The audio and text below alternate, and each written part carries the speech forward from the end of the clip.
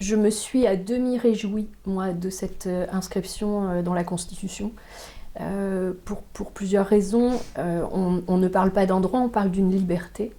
Donc les femmes ont la liberté d'accéder à l'IVG, très bien. Est-ce que ça leur garantit l'accès à l'IVG? C'est autre chose.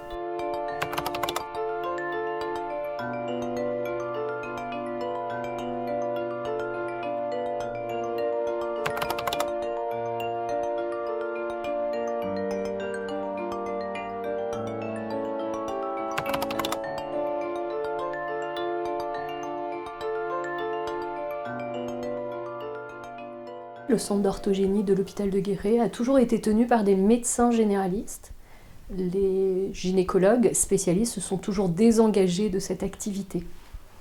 Voilà, nous on est les héritières d'un long passé de médecins généralistes engagés dans l'avortement. On peut penser qu'en Creuse, comme c'est assez difficile d'avoir accès à un médecin dans plein de spécialités, ça pourrait être difficile d'avoir accès à l'IVG, mais c'est vrai que nous finalement on arrive à tenir les délais. Ce que l'on pourrait souhaiter, c'est que les spécialistes, les gynécologues s'impliquent un petit peu plus à nos côtés et puissent nous aider plutôt que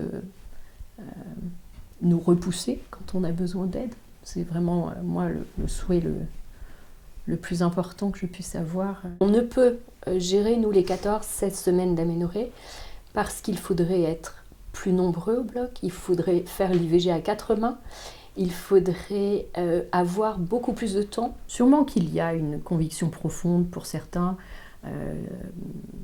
anti-IVG et pour d'autres, il y a sûrement un désintérêt de cette pratique-là.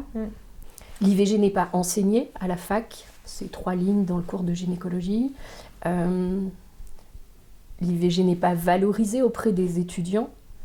C'est souvent, par exemple, au CHU de Limoges, ce sont les internes qui font les IVG. Ils ne sont pas entourés pour le faire, mais ils doivent le faire. Comment motiver des médecins à faire des IVG quand finalement c'est un passage obligé, sans accompagnement? On peut se poser la question.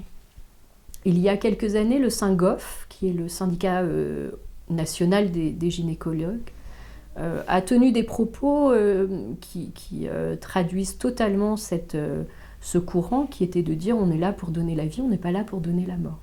Ils ont été retoqués par le Conseil de l'Ordre national des médecins. C'était bien qu'ils soient retoqués. En plus, par rapport à cette clause de conscience, on ne demande absolument pas aux médecins de se justifier. Il suffit juste de dire « je ne souhaite pas faire d'IVG, je ne veux pas faire d'IVG ». Là où ça pose problème, c'est que normalement, quand on se cache derrière une clause de conscience, on doit pouvoir offrir à la patiente la possibilité d'être correctement orientée, d'avoir accès à sa demande, et on doit l'accompagner dans cette démarche. En pratique, ça n'est pas fait. Je suis convaincue pour travailler autour de l'avortement depuis plus de 20 ans qu'il y a vraiment une réserve, une honte à demander une IVG.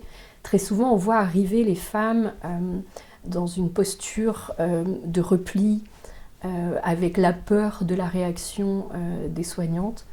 On finit par les détendre en leur disant que mais tout va bien, elles ont le droit, elles peuvent demander une IVG, et quelle que soit leur décision, quelle que soit leur réflexion, elles accéderont à l'IVG. Et peut-être on sera confronté dans quelques années avec un changement de gouvernement. Bien sûr.